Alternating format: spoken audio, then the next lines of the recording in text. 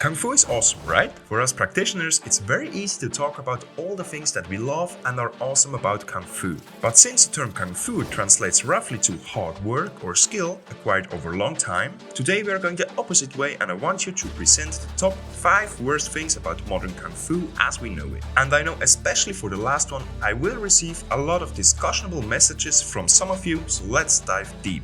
Number 1. Too much emphasis on forms.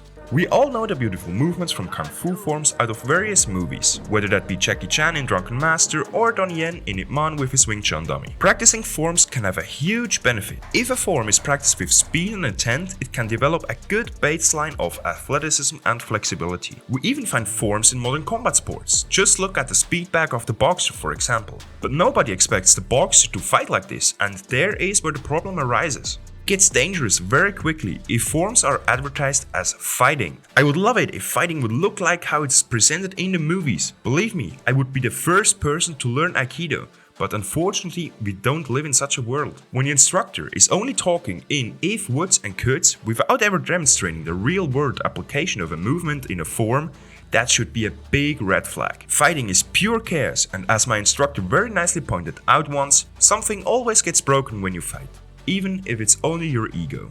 Number 2.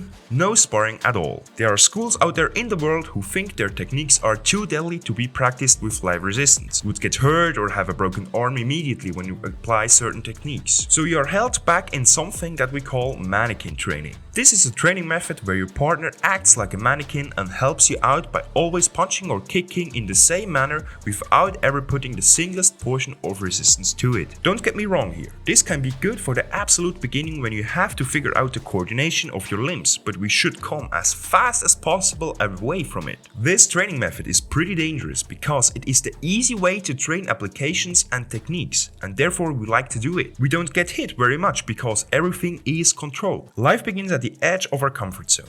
When we never exit this mannequin training, we will never be able to defend or fight somebody who is punching just a wee bit faster or is only drawing his fist back instead of letting it extended for you to make your moves. If you found this video interesting and meaningful so far, please put the like button now and hit the subscribe. This only takes 5 seconds for you, but for me as a martial arts creator, it means the world.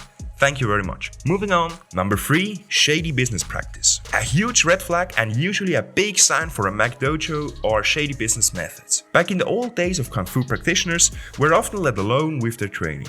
Sometimes without even Sifu attending or doing the classes or teaching. Luckily, we live in a transformed world now, where you need to be extremely clear what you and your martial arts school offers and especially what not. If you have the names Legend, Dragon, Master, Traditional, Okinawa, Shaolin and Wushu all in the same name of your style, this is probably something to look for. Also, how can a school be traditional when you are the founder of that particular style? There's literally only one generation involved. Further, if you're not entirely sure what you need to do or show to pass the next belt rank, and your instructor is replying to this question with a simple "you are not ready yet," chances are that he or she doesn't even know it by himself. Another point is, if there are always extra fees occurring you didn't know about, payments for several roof organizations, and you generally have a feeling of this is all a little bit shady, talk to your instructor and speak about it, and then take action based on that discussion. Number 4. The Kung Fu black belt status is advertised as a mastery. While Ip Man is fighting 10 black belts at the same time, we sadly don't live in the same universe like Master Ip. Because of such movies, a lot of people misunderstand the black belt and falsely take it as a martial arts master or expert. Because martial arts for most people is only a hobby, they see this statement to be true. But when we look at people who did or do this for a living, they train much more than just twice a week for 1.5 hours in the evenings. And for sure they're going to get that black belt much faster. The journey to black belt is oftentimes referred as the mastery of the basics. I like to explain it with the apprenticeship example. Hear me out on this one.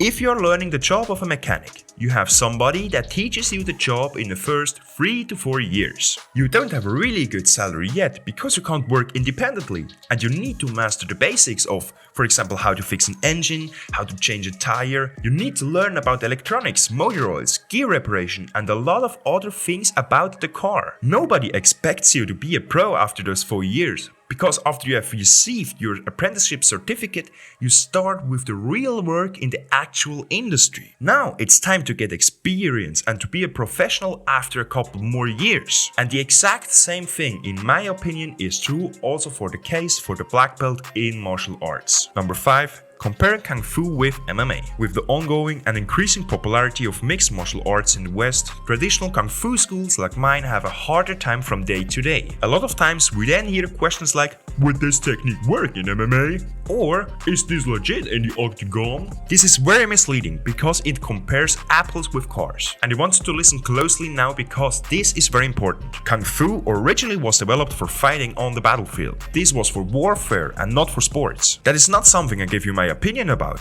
It's a fact in the first place. What since then has been made out of the billions and trillions of Kung Fu styles in existence out there is to be put on another piece of paper. But by default, we compare a combat sports with a round-based system with something that was never designed to work round-based. I am not putting something up or down. I personally love watching karate combat and the UFC, and I myself also compete in Lei Tai, which is the full contact version of my Kung Fu style. I am just saying that the two things are not comparable. A lot of Kung Fu practitioners would then just say, oh, I would just eye gouge or groin kick the MMA fighter. Well, guess what? The other person can do the exact same thing. It's the lazy way out of a discussion and a cheap excuse to not put down the effort themselves to learn other things as well. And this is not what the discussion should be about in the first place. If you want to learn combat sports Kung Fu, there literally is a sport for that. It's called Sanda, the Chinese kickboxing. But good Kung Fu schools offer this anyway because in my opinion, I'd rather be a good fighter in the ring and know some stuff outside than just talk about self-defense scenarios we've ever even got my butt kicked. Do you agree with this list? Let me know down in the comments what you think. And now you need to watch this video next about the top 5 most crazy myths we still hear today about martial arts in general. Let's see you there, and now go out there and train.